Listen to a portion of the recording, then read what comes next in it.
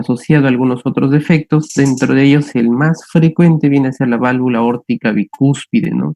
Que se han encontrado reportes que varían entre el 50 hasta un poco más del 80%. Y como ustedes saben, la válvula aórtica bicúspide viene a ser la primera causa de estenosis de la válvula aórtica, ¿no? Ya, entonces, en personas jóvenes, ¿no? Entonces es muy frecuente que en un paciente con coartación se encuentre una válvula aórtica bicúspide. Ya puede haber estenosis aórticas, EIBs en el 30-33%, PCAs, ¿ya? Entonces, tiene otros defectos extracardíacos también asociados, como les mencionaba, el más frecuente son los aneurismos cerebrales, ¿no? Que generalmente se ubican en el polígono de Willis. Los reportes suelen ser en la mayoría entre el 3 y el 5%, sin embargo, en algunas literaturas mencionan que puede alcanzar hasta un poco más del 10%, ¿ya? En los pacientes con síndrome de Turner viene a ser la anomalía más frecuente, ¿no? Varía entre el 15 hasta el 35%, ¿no? Y es característico encontrar una gradiente de presión entre miembros superiores e inferiores, especialmente en la sistólica, superior a 20 milímetros de mercurio. ¿No? Como mencionaron los compañeros, hay varias teorías que tratan de explicar del por qué se produce la coartación hemodinámica, embriogénica, pero la que se ha encontrado o la que está más aceptada es la posibilidad por Skoda, ¿no? La propuesta por Skoda, en la que dice que hay un crecimiento de tejido ductal en la pared aórtica, ¿no? Entonces, al momento del nacimiento, nosotros sabemos que la coartación, la alveolar debería cerrarse, ¿no? Por el cambio de presión y la variación de la concentración de oxígeno. Entonces, este tejido ductal que se encuentra en la pared aórtica también haría que se contraiga y produzca lo que es la coartación, ¿no? Sin embargo, no explicaría las otras anomalías, ¿no? Así que no está del todo explicado. Entonces, hay clasificaciones de la coartación, la más antigua, que la clasificaba como forma infantil o preductal, o forma adulta o postductal, ¿no? Es en referencia de la posición de la coartación respecto al conducto arterioso, ¿no? En el punto B equivaldría a la forma preductal y el C a la forma postductal o del adulto. Ya. Entonces, esta clasificación generalmente la hacían, ¿por qué? Porque las postductales generalmente lo encontraban, eran aquellas coartaciones que no eran diagnosticadas en la edad pediátrica o neonatal, ¿no? Y ya se diagnosticaban cuando el paciente manifestaba clínica en la edad adulta, ¿no? Le sacaban pues el estudio aortografía o estudio angiotem y se veían que siempre se ubicaba después del conducto arterioso, ¿ya? Entonces por eso se le llamó forma adulto postductal. En cambio, aquellos pacientes que hacían sintomatología al nacimiento o al poco tiempo de nacido, generalmente se ubicaba antes del conducto arterioso, ¿no? Y por eso que le llamaron como preductal o forma infantil. Sin embargo, después se vio de que en realidad es una posición, no es una posición fija de la coartación, ¿no? Esta zona que está después del nacimiento de la subclavia izquierda hasta el ligamento arterioso PCA, ya toda esta zona que estoy pintando en celeste, se le llama istmo aórtico, ¿ya? Entonces lo que se ha visto en realidad es que este istmo es el que crece un poco más rápido que el resto de la pared aórtica. Por eso que un recién nacido que de repente tenía una coartación no crítica y que no manifestaba sintomatología y no era diagnosticada en el nacimiento, también se ubicaba acá preductal, solo que como el istmo aórtico iba desarrollándose, entonces la coartación iba migrando más acá, hasta que cuando ya en la forma adulta se ubicaba postductal, ¿no? Entonces, por eso que esta clasificación de preductal y postductal se ha quedado un poco en desuso, ¿no? ¿Ya? Pero sí sirve, es bastante fácil para entenderlo, ¿no?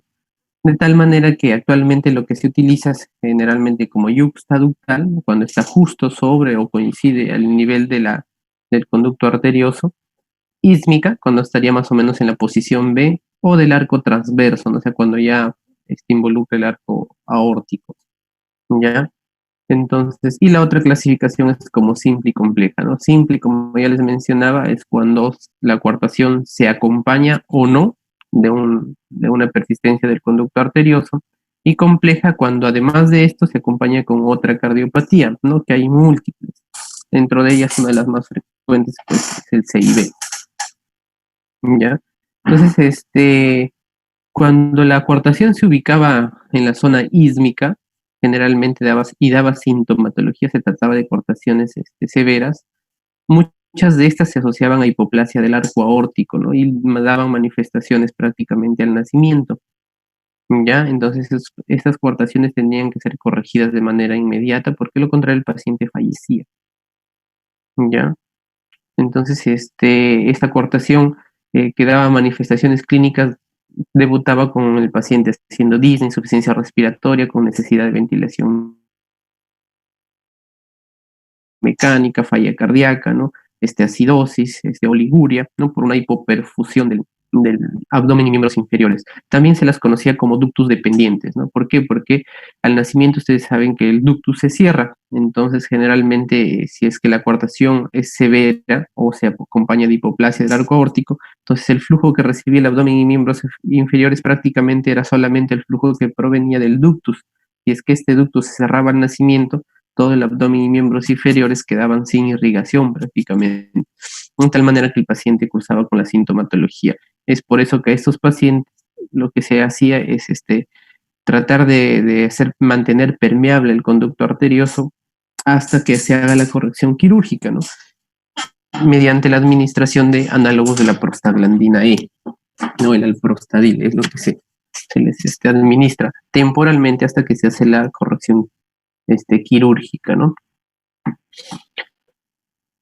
Entonces, los pacientitos que suelen tener esas patologías pueden tener, les mencionaba, varias otras malformaciones, la más frecuente, la válvula aórtica bicúspide, el ductus arterioso, defectos septales ventriculares y el síndrome de Turner, ¿no? Y hay otros menos frecuentes, como transposición de grandes vasos, doble salida del ventrículo derecho, el síndrome de Sjögren, que es una patología que afecta a todas las partes de cavidades izquierdas, ¿no? Entonces, las manifestaciones van a depender de la severidad de la coartación, ¿no? Como ya lo mencionamos, las que dan manifestaciones en la edad neonatal al nacimiento, generalmente se manifiestan con taquimia, insuficiencia cardíaca severa, shock cardiogénico, acidosis, falla multiorgánica y muerte, ¿no? Si es que no se corrige. Por eso es que estos pacientitos necesitan mantener permeable el ductus arterioso hasta que se haga la corrección, ¿no? Pero estos quiere decir que tienen que ser operados en los días siguientes, ¿no? Ya, entonces, una vez hecha la corrección, ya se puede retirar el análogo de la prostaglandina E. Pero aquellos que no tenían una coartación crítica, ¿no? Generalmente pasaban desapercibidos, no eran diagnosticadas, y suelen dar algunas sintomatologías muy sutiles que no son tal vez tomadas en cuenta ni por el paciente, o si es que acuden refiriendo estas molestias, tampoco por el personal de salud, ¿no? Eran generalmente intolerancia al ejercicio, ¿no? Es un paciente que viene que dice que se cansa más rápido que sus compañeros, o que cuando corre o camina distancias un poco largas, presenta claudicación en miembros inferiores, ¿ya? Y lo más clásico, pues, encontrar que sean hipertensos, ¿no? Ya, entonces, pero cuando llegan con esta sintomatología, el consultorio muchas veces no es tomado en cuenta, ¿no? Que un joven te diga que se cansa más rápido, que le duelen las piernas al correr, difícilmente alguien le presta la debida atención, ¿no? Y cuando pues encuentran una presión arterial elevada en los miembros superiores, generalmente lo que hacen es iniciarle antihipertensivos, ¿no? A poco se les ocurre medirle la presión en los miembros inferiores y ver si es que hay alguna gradiente, ¿no? Es algo que deberían tomar en cuenta. Entonces, cuando el paciente ya viene con sintomatología muy marcada, o sospecha de coartación, una gradiente probablemente, o se saca de repente alguna radiografía por alguna otra razón, cuando aún está sintomático, se pueden ver algunos signos, ¿no? El signo del 3 o la E invertida, ¿no? Que hace justo en referencia a la zona de coartación, o también la presencia de algunas muescas, ¿no? En las regiones inferiores o bordes inferiores de las costillas, ¿no? Que se llama el signo de Ressler o signo de las muescas, ¿no? Que es producida, como ya mencionaron sus compañeros, por una elongación y crecimientos y desarrollo de las ramas intercostales, ¿no? Que son ramas de la mamaria interna que se comunican o van a comunicarse en la parte posterior hacia la aorta descendente, ¿no? Por eso que el flujo alterno que busca la sangre cuando un paciente presenta coartación, ya que son signos patognomónicos de la coartación. Ya, entonces una vez hecho el diagnóstico, anteriormente se hacían las aortografías, actualmente lo que se hace generalmente son los angiotem, y la aortografía suele hacerse ya durante el procedimiento o terapéutico, ¿no? Generalmente que es endovascular actualmente, ¿no? Entonces, uno puede ver la zona de coartación, ¿no? En una imagen de ortografía, ¿no? Las indicaciones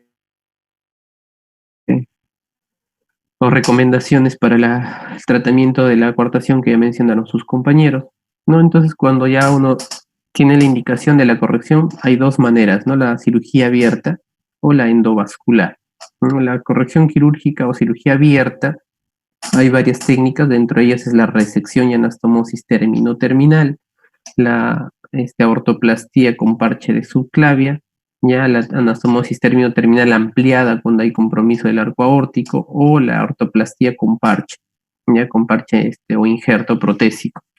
Ya, entonces, esta corrección quirúrgica está indicada en todos los pacientes con coartación que dan manifestación en la edad neonatal.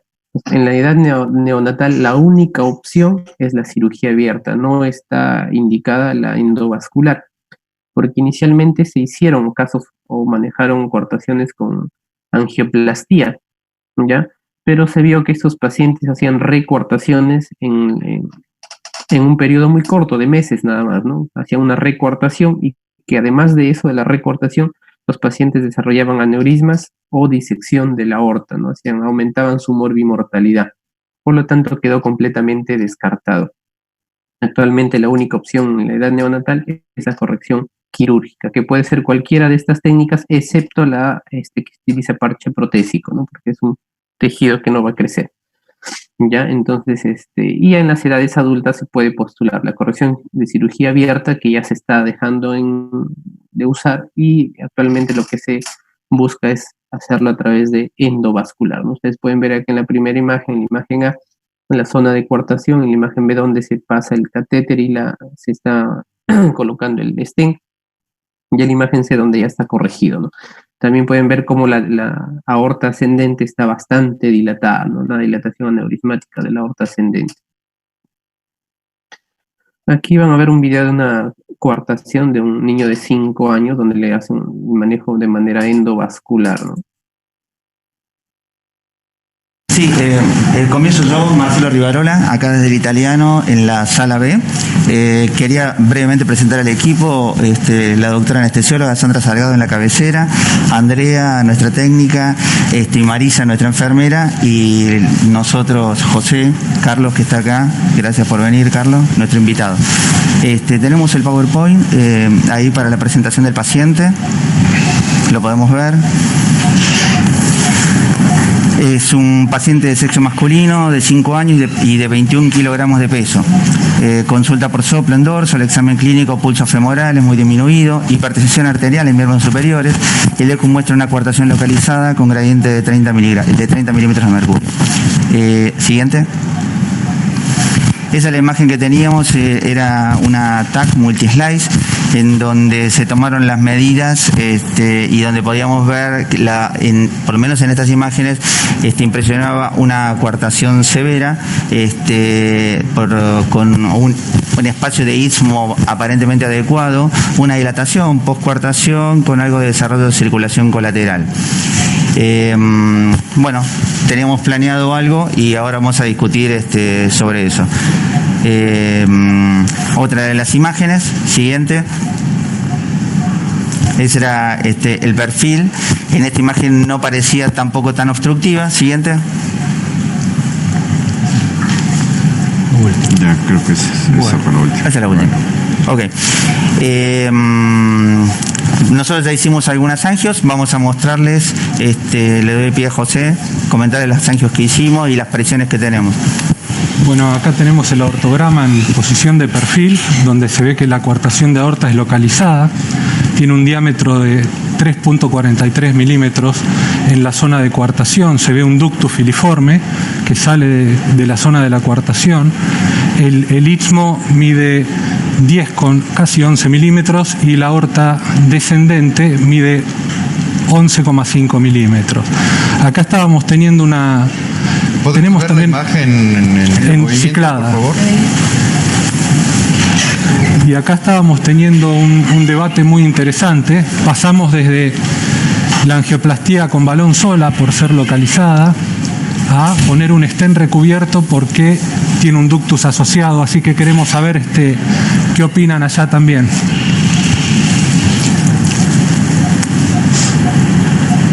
El culpable del balón solo soy yo, recuerden eso. El nene pesa 21 kilos. 21 kilos, 5 años. Porque estoy absolutamente convencido de que la coartación es una enfermedad de la pared aórtica y el tratamiento ideal es o resecarla o reforzarla. De ninguna manera eso se consigue con la angioplastia con balón y sí con stent. ¿Por qué usar stent forrado? Ya lo dijeron, lo dijo José. ¿Por qué un stent forrado? Cuando vamos en el diámetro inicial más allá de 3 veces el diámetro final, el diámetro final más allá de 3 veces el diámetro inicial, siempre tenemos lesión de pared y no es nuestra política hacer la dilatación en 3 pasos o en más pasos. Es decir, 3.4. No andaba el micrófono. 3 milímetros. Es 3. O sea,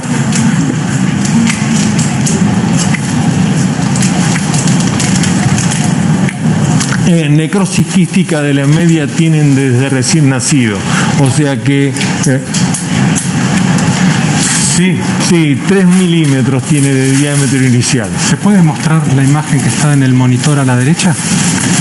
Sí, ahora se las paso. A ver, ¿pueden ver la angiografía en loop, por favor? Ya. Hola, ¿se escucha? Hola. No me escuchan, bueno, no importa. No hay problema. Te están escuchando, doctor. No, pero el ductus no tiene flujo a la pulmonar. No hay paso de flujo. No hay flujo a la pulmonar que se vea. Ahí, si uno ve, la medida que se tomó fue, no te podemos mostrar justa la imagen con la medida, pero si ves el loop, es 3 milímetros la medida inicial y vamos a 12 milímetros de diámetro final. ¿Qué eligieron? Perdón, 12 o 14. 12 milímetros de diámetro final. Nuestra política, cuando vamos más allá de 3 veces el diámetro inicial, siempre usamos stent cubierto con PTF. ¿Está respondida a tu pregunta, Cacá? ¿Cuál es tu criterio?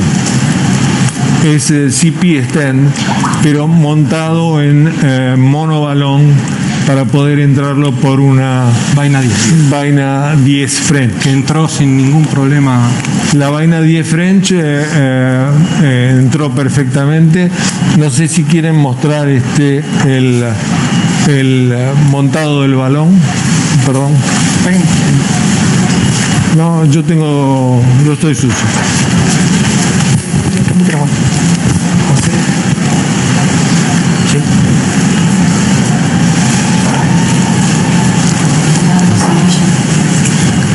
A mí no me escuchan, yo le contestaría esto.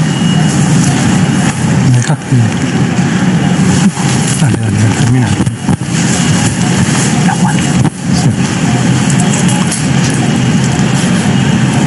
Sí, entiendo tu pregunta y hace unos años empezamos tratando de bajar el peso a 18 kilos y comenzamos a utilizar el stent de Atrium. Hicimos alguna experiencia no muy grande, serán alrededor de 15 casos, pero no hemos tenido ninguna complicación importante, catastrófica, como que la invaginación del stent o ha ocurrido en otros lugares, pero sí ha sido una constante. En el 60% de los pacientes hemos tenido PIL intra-stent precoz y hemos tenido que redilatar en periodos que variaron entre 1 y 3 años. De tal forma que ese problema no lo hemos tenido con el CP. La fuerza radial es muy buena y no hemos tenido problemas de PIL que nos hayan obligado a redilatar el stent en forma precoz. No me escucha, Miguel, así que decirle que es un ZMed de 12. Perdón, José no tiene puesto el... Sí, lo tengo, pero no se escucha, no importa, pero... Bueno, el clipado manual... traduzco lo que dice. Lo están escuchando. Te están escuchando, Sí, José. te escuchan, Bueno, José. hicimos el clipado manual sobre un balón ZMed, no un BIB, un monobalón. Es un stent CP de 8 SIG de 34 milímetros de largo, montado sobre un balón ZMed, monobalón, exactamente.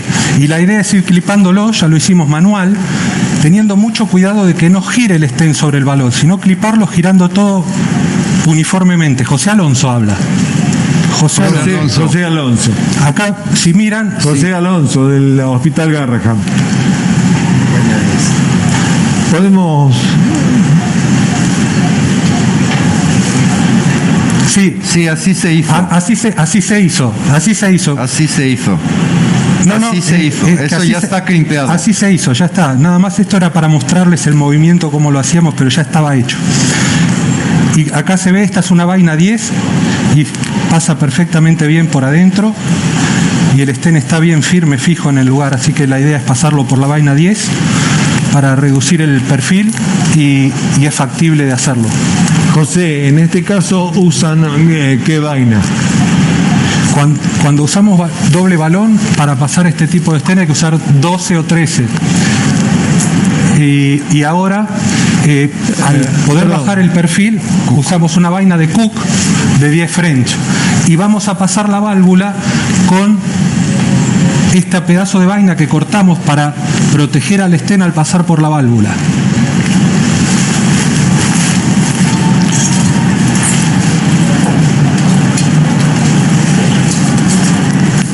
¿Sí? Bueno, ya estamos. Él va a terminar antes, no te preocupes.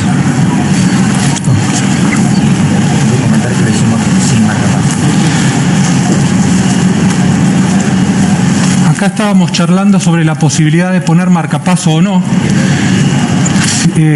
Y realmente yo en lo personal uso poco marcapaso cuando la lesión está bien en aorta descendente y el paciente es joven. En un caso de aorta descendente en un adulto muy hipertenso probablemente se lo pondría, o si compromete la aorta transversa tal vez también, pero en estos casos en aorta descendente, en la práctica que nosotros tenemos, no usamos marcapaso de rutina. Bien, menos mal que yo no estaba en esta sala, porque nosotros sí usamos marcapaso de rutina en todos los casos, porque no me gusta que el stent se corra hacia arriba y hacia abajo mientras lo estamos insuflando, porque creo que en ese sentido aumentamos el riesgo de lesión de pared. Pero como no estoy aquí,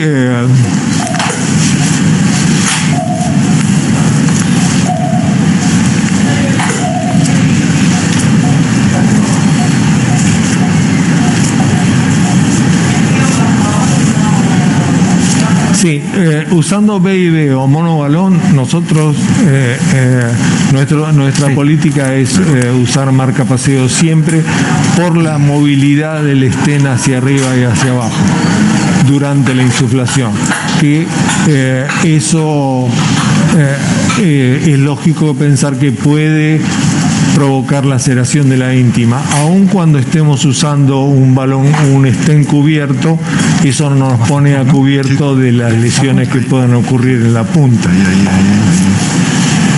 Eso. Ahí está. En la subclavia derecha. ¿Contraste tenemos acá por tenemos. acá? ¿Ese contraste? Porque está distal En la subclavia. Es que los brazos los tiene para abajo, ¿no? Para arriba. ¿Y por qué Sí. ya está para abajo? Cierto.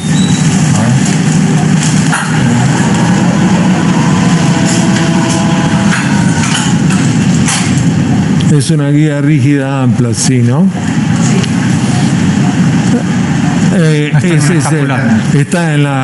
Está puesto en una escapular. Por eso se va para abajo. Pero fue muy buena observación, Caca.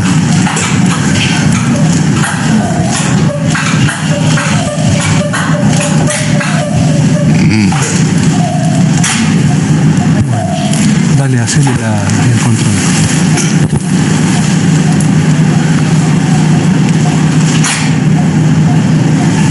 ¿Cuál es El de arriba de la escopía. de arriba?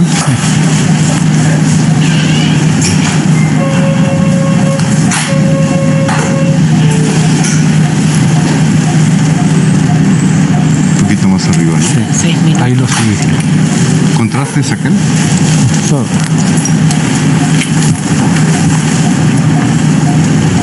Centra un poquito más.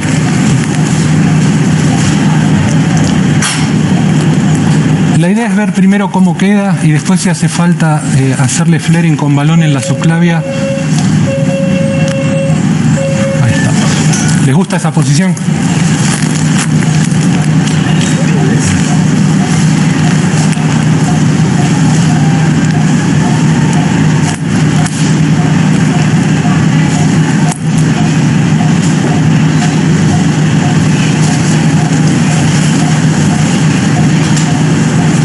Súbete un poquito más. Así.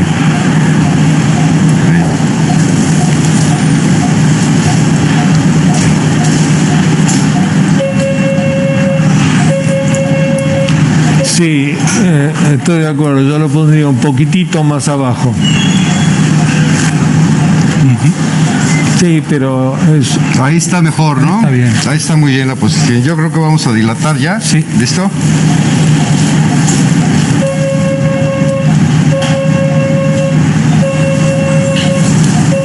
Dale, infinito.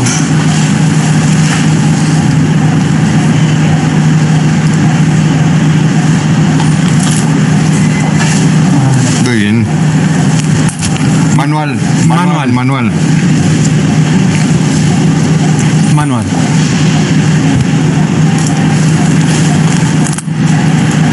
Vamos un poco más distal. La frecuencia está bien, electro bien. Hacemos ahí un poco. Sí, pero yo no lo inflé, ¿eh? Sí. Sí. ¿Le damos con el balón? Sí. ¿Listo? Dale.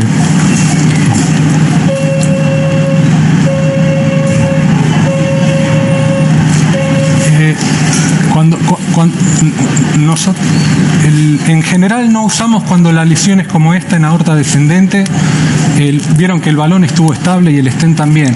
Si compromete la aorta transversa o es más largo o hay mucha hipertensión en el paciente, probablemente ahí sí pensemos en ponerle un marcapaso. ¿Hacemos cambio? Sí. Para hacer angios.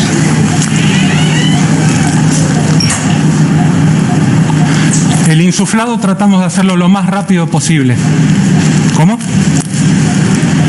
la intención de la segunda dilatación. Saca. Sí, ahora vamos a hacer eso. Sí.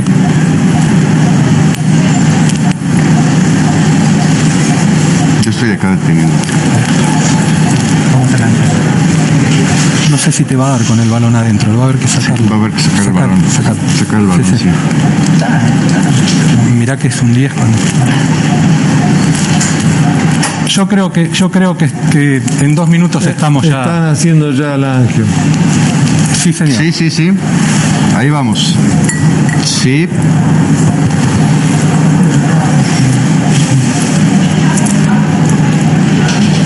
Ahí hacemos la angio. Espera. Va.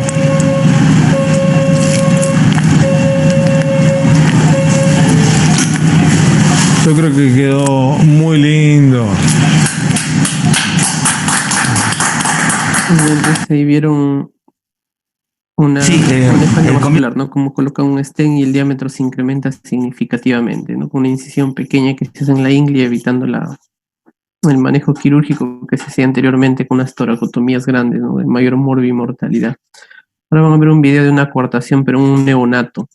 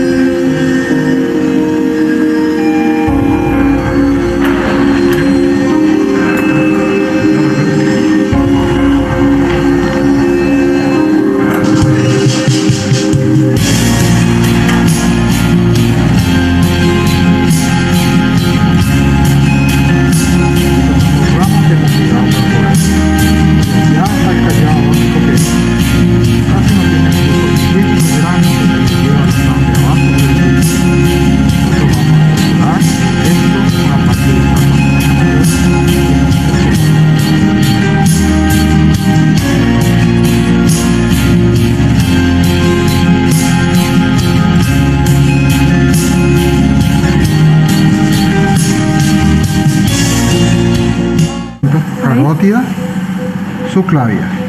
Esta es la interrupción del arco aórtico, ¿ya? Acá tiene que haber un trayecto normal. Esto es un hilo, es un cordón fibroso virtual. Entonces, la sangre llega a la aorta descendente y a todos los órganos del abdomen a través del ductus, que es este. Y como el ductus se va a ir cerrando, ella, si no hacemos la corrección, se va a morir, ¿verdad? ¿Qué es lo que vamos a hacer? Vamos a cerrar el ductus, vamos a abrir aquí y vamos a cortar acá y vamos a anastomosar esto allá, para que esto que es fino se transforme en un pasaje de flujo normal, un pasaje de sangre normal.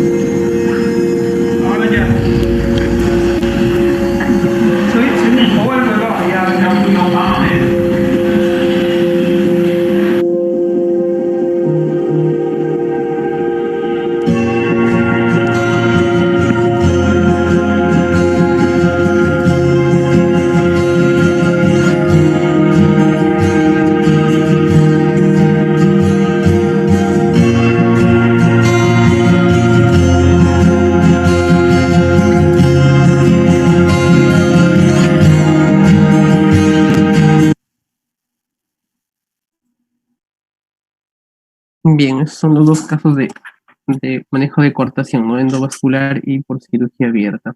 ¿Alguna pregunta de esta parte? Doctor, una pregunta. Había leído que a veces esto se utilizaba ¿cómo se llama? La angioplastía con balón, o sea, sin stent, cuando el neonato estaba inestable y no se podía operar, pero solo se utilizaba como método paliativo, porque sí o sí se tenía que operar.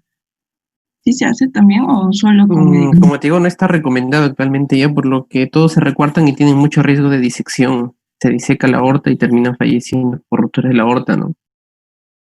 Generalmente, todos los pacientes suelen entrar con cierta inestabilidad, ¿no? Porque ellos súbitamente hacen falla cardíaca con acidosis, ¿no? Y mientras más tiempo pase, más inestables entran, ¿no? Entonces, la angioplastía generalmente ya en neonatos no se hace, ¿no? O sea, Solo- inclusive aunque sea solo un momento antes de la operación definitiva.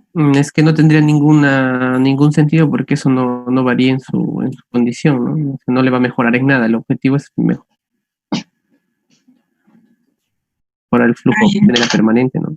Antes lo hacían para darle un tiempo, supuestamente, para que de esa manera corrija, pero como vieron que a los pocos meses recortaba, y aparte que recortaba, hacía disección o dilatación aneurismática, o sea, agravaba el cuadro porque se agregaban dos morbilidades más, ¿no? La disección y el aneurisma de aorta. Entonces terminaban complicando más el cuadro, por eso es que no se hacían. Y ahora está completamente descartado, ¿no? Realmente ya, todos estos neonatos entran a cirugía, pero lógicamente eso se hace en unidades especializadas de cardiopediatría, ¿no? gracias, doctor. Ya, ¿alguna otra pregunta? Doctor, sí, una pregunta. ¿Por qué en el primer video vimos cómo se colocaba el stent y en el segundo mejor decidieron de frente ir a cirugía y no colocarle un stent? Es que el primero es un niño ya de 5 años, no, ya no es un neonato.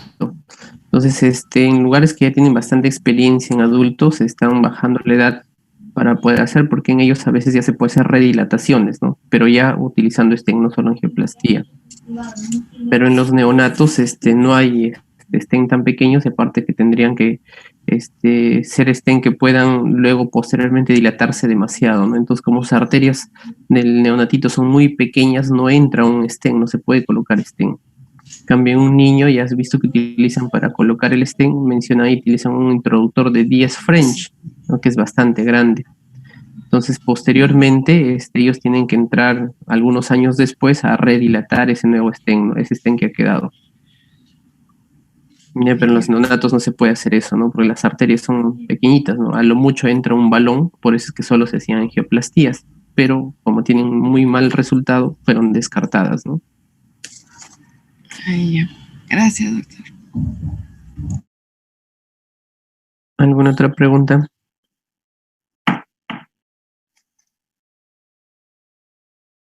Bien, entonces vamos a ver rápidamente esto de la parte de anatomía coronaria y revascularización.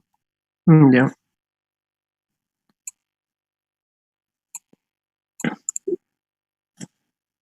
Ya, miren, como ya ustedes seguramente han revisado la irrigación del corazón, pues está dada por dos arterias, ¿no? La coronaria derecha e izquierda. Ya, entonces la coronaria izquierda va a dar generalmente, en la mayoría de los casos, dos ramas. Se va a dividir en una descendente anterior o interventricular anterior y la rama circunfleja que va a ir por el surco auriculoventricular izquierdo. Ya en un porcentaje un poco menor, la arteria coronaria izquierda se trifurca y da un ramo intermedio también, ¿no? Ya, y muy raro ya que a veces hay una tetrafurcación. ¿Ya? Entonces, la arteria descendente anterior va a dar a su vez dos tipos de ramas, ¿no? Unas ramas que van a ir hacia la pared libre del ventrículo izquierdo, que se llaman arterias diagonales, ¿ya? Y otras que se van a profundizar en el tabique o septo interventricular, que son las ramas septales, ¿no? Que van a irrigar los 2/3 anteriores del septo interventricular. ¿Ya? Y la rama circunfleja va a dar unas ramas que van a ir hacia generalmente perpendiculares, que van a ir hacia la pared libre del ventrículo izquierdo, que se llaman ramas marginales, ¿ya? Entonces, la descendente anterior, cuando ya se hace el estudio angiográfico, se lo divide por tercios, ¿no? Tercio proximal, medio y distal. Eso no hace referencia a que de toda su longitud se lo divide en 3 tercios, ¿no? Sino hace referencia al nacimiento de las diagonales, ¿no? Desde su origen hasta el nacimiento de la primera diagonal se considera tercio proximal, entre primera y segunda diagonal tercio medio y de la tercera diagonal en adelante tercio distal, independientemente de que las distancias no sean iguales, ¿no? ¿Ya? Entonces, ¿por qué es importante? Porque esto va a tener injerencia en la decisión de qué tipo de revascularización se va a optar, especialmente en la descendente anterior, ¿no? Las otras también tienen unas divisiones de proximal, distal, pero tienen menor importancia, ¿ya? Y la coronaria derecha, que va pues, dirigirse por el surco auriculoventricular derecho, y va a dar también dentro de su trayecto unas ramas a la pared libre del ventrículo derecho, que también se llaman marginales, pero nunca son descritas en realidad en el estudio angiográfico porque tienen poca relevancia, ¿no? En cambio, sí está descrita una rama que va a dar en la pared posterior o en la cara posterior del corazón, que es la rama o descendente posterior, o también llamada interventricular posterior, que se va a dirigir hacia el ápex, ¿no? Prácticamente a tratar de encontrarse con la descendente anterior. Y una rama que está después del nacimiento de la descendente posterior, que se llama posterolateral o ventricular posterior. ¿Ya? Cuando la descendente anterior es originada a partir de la coronaria derecha, se le conoce como dominancia derecha. Cuando es generada o es rama de la circunfleja, porque prácticamente se unen en la pared posterior, se conoce como dominancia izquierda, y cuando nace de ambas, o sea, cuando se llegan a unir, se llama codominancia. ¿Ya? Entonces la descendente posterior también va a dar ramas hacia el septo interventricular y va a irrigar el tercio posterior del septo interventricular, ¿no? Y la ventricular posterior es la que va a irrigar parte del ventrículo izquierdo, ¿ya? Igual que también unas ramas diagonales de la descendente posterior. Entonces la coronaria derecha se ha visto que participa hasta alrededor de un 25% en la irrigación del ventrículo izquierdo, ¿no? Por eso es que es importante, especialmente estas dos ramas, la descendente posterior y la ventricular posterior. Ese es un estudio de una angiográfico o cateterismo izquierdo, ya donde se ven las coronarias, ¿no? Ambas imágenes son de la coronaria izquierda, solo que vistas en visualizaciones o posiciones distintas del angiógrafo. Como la arteriografía o la coronariografía es una imagen en 2D, pueden pasar por alto algunas zonas estenóticas que se encuentran en la pared posterior del vaso y que no se van a ver. Es por eso que se toma esta misma imagen en muchas incidencias, ¿no? Tratando de ver todas las posiciones o caras de la arteria. Por eso es que en la primera imagen que se ve la circunfleja hacia abajo, y en la segunda se ve la descendente anterior hacia abajo, ¿no? Porque eso depende de la posición del angiógrafo, ¿no? La idea es verla en muchas posiciones para evitar que se pase por alto alguna estenosis significativa. Y esta es la imagen de la coronaria derecha, ¿no? Van a ver que acá está la interventricular posterior o descendente posterior y la posterolateral o ventricular posterior, ya que es las que van a dar irrigación a la pared libre del ventrículo izquierdo. Entonces, la cardiopatía, pues, isquémica coronaria va a dar como manifestación clínica la angina, ¿no? El dolor, algo similar a lo que ocurre en los miembros inferiores como claudicación. En este caso es la angina, ¿no? El dolor también por isquemia o falta de llegada de oxígeno al músculo cardíaco. Entonces se considera generalmente unas lesiones severas, especialmente en el tronco de la coronaria izquierda, cuando supera más allá del 50%, ¿no? Y su oclusión más del 94%. Y en las otras arterias generalmente se considera severa por arriba del 70%. Entonces se ha visto que cuando hay una estenosis de hasta el 50% de la luz de la arteria, generalmente el paciente suele estar asintomático. Por arriba del 75%, el paciente ya tiene una angina de esfuerzo, ¿no? Una angina estable, que se le llama, ¿no? Hace esfuerzo, hay dolor, descansa, pasa. Y cuando ya está por arriba del 90%, generalmente se trata de una angina inestable, ¿no? Que puede ya dar independientemente del ejercicio físico, ¿no? Entonces, en una coronariografía donde hay lesiones estenóticas, se van a ver cómo se visualizan acá, ¿no? Que están marcadas en flechas, ¿no? Como pequeñas muestras o irregularidades en el trayecto de la arteria, que pueden ser de grado variable, ¿no? Que pueden ser únicas, pueden ser múltiples, ¿no? Entonces eso lo va a dar el informe el cardiólogo intervencionista, y dependiendo de esto también va a clasificar el flujo que se presenta después de la estenosis como el flujo TIMI se llama, ¿no? Flujo TIMI ausente quiere decir que hay una oclusión completa de la arteria, y después de esa zona de oclusión pues no hay nada de flujo hacia la parte distal, ¿no? El TIMI 1 es cuando hay algún pasaje de flujo, o sea, hay una estenosis suboclusiva, pero el pasaje no llega a pintar o a dibujar todo el trayecto arterial. Y el flujo TIMI 2 es cuando llega a pintar o dibujar todo el trayecto del lecho arterial, pero de una manera muy lenta, ¿no? Y el TIMI 3 es un flujo normal, ¿no? Donde el contraste dibuja toda la arteria a la velocidad normal de las otras arterias, ¿no? Entonces, cuando se hace el diagnóstico ya de la estenosis severa, el paciente tiene indicación de revascularización. Entonces, hay dos maneras de revascularización en la parte coronaria, ¿no? La cirugía abierta a través de un bypass aortocoronario, que es el CABG, o el intervencionismo coronario percutáneo, ¿no? Intervencionismo hecho por los cardiólogos intervencionistas y la cirugía, pues, por los cirujanos cardiovasculares. Entonces, en esta guía han habido algunas modificaciones, ¿no? Respecto a la guía anterior. Anteriormente, cuando había estenosis de la descendente, la DA es arteria descendente anterior, ¿no? La que les mencionaba, o arteria interventricular anterior. Entonces, cuando hay lesión de un solo vaso, y ese vaso no implica la descendente anterior proximal, entonces se ha visto que es mejor hacer el intervencionismo, ¿no? O sea, hacer una angioplastia con stent. Cuando se encuentra la lesión de este vaso, es compromiso de la descendente anterior proximal, entonces se ha visto que la cirugía, como el intervencionismo, tiene la misma indicación y grado de recomendación. En la guía anterior era preferible o recomendaba mejor la cirugía que el intervencionismo. ¿Por qué? Porque el stent tiene un defecto que vuelven a hacer son reestenosis, ¿no? En poco tiempo. En cambio, la cirugía tiene la ventaja de que como es un bypass, así se termine de cerrar la zona estenosada, el bypass sigue permeable, ¿ya? Pero en los últimos años pues ha habido mucho desarrollo de la tecnología y se han creado stent nuevos, ¿no? Stent que se llaman stent medicados, que liberan una sustancia que disminuye el riesgo de una reestenosis intra-stent, ¿no? Generalmente trae sustancias o medicamentos como el plaquitaxel, ¿no? Que disminuye ese riesgo de estenosis. Entonces, como han visto que se ha mejorado esta patencia del stent, prácticamente están haciendo la misma recomendación que la cirugía, ¿no? Aunque hasta ahora ningún stent ha logrado tener la patencia que tiene, por ejemplo, una revascularización utilizando arteria mamaria, ¿no? Cuya patencia máxima ha sido descrita de alrededor de 20 años, ¿no? Entonces, cuando hay lesión de dos vasos, igual se va a verificar si uno de estos vasos es la descendente anterior proximal. Si es que no es mejor el intervencionismo, y si es que hay compromiso de la DA proximal, es mejor la cirugía en este caso, ¿no? Cuando hay compromiso del tronco de la coronaria, actualmente izquierdo, se va a valorar un puntaje SYNTAX, ¿no? El puntaje SYNTAX es más o menos como decir un riesgo quirúrgico para el intervencionismo, ¿no?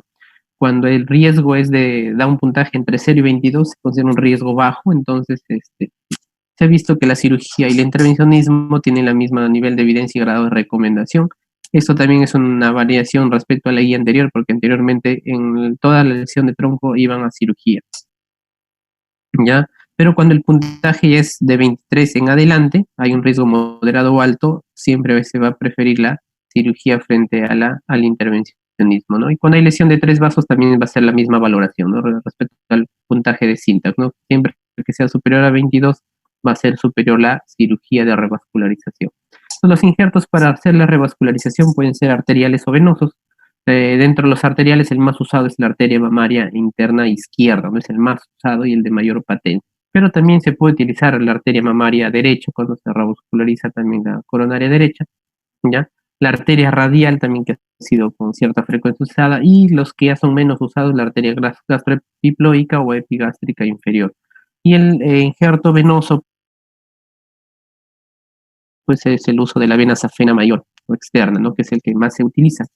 Y entonces son los injertos venosos y arteriales, ¿no? El intervencionismo, como ustedes ya les mencionaba, solamente la colocación de dilatación y colocación de un stent de la zona estenosada, y el bypass es puentear esa estenosis mediante el uso del injerto arterial o venoso, ¿no? Cuando se utiliza el injerto venoso, hay que hacer una anastomosis distal y una anastomosis proximal en la aorta ascendente. Cuando se utiliza la mamaria, ya no hay que hacer anastomosis proximal porque esta ya pues, proviene de la arteria subclavia, no solamente se hace una anastomosis distal, no posterior a la estenosis, ¿no? Ya sea usando mamaria izquierda o ambas mamarias, ¿no? Derecha e izquierda. La anastomosis distal se hace una arteriotomía longitudinal y una anastomosis terminolateral, y la proximal se hay que hacer un ostoma en la pared de la aorta ascendente, ¿no? Para generar un ostium para la nueva arteria, ¿ya? Esta cirugía se puede realizar mediante o con circulación extracorpórea, pero también se puede realizar sin circulación extracorpórea, dependerá de la fracción de eyección del paciente y la experiencia del cirujano, ¿no? ¿Alguna pregunta?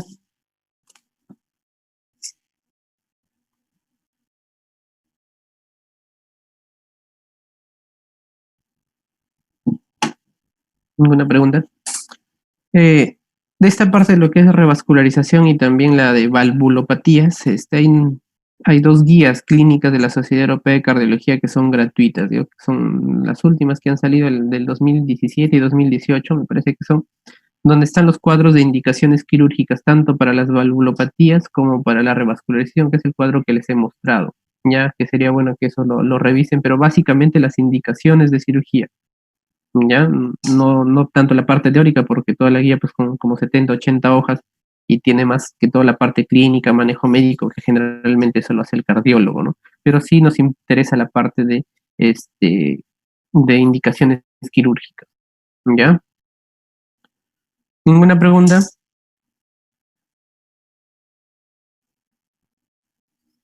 Bien, si no hay ninguna pregunta, entonces nos estamos encontrando el día de mañana.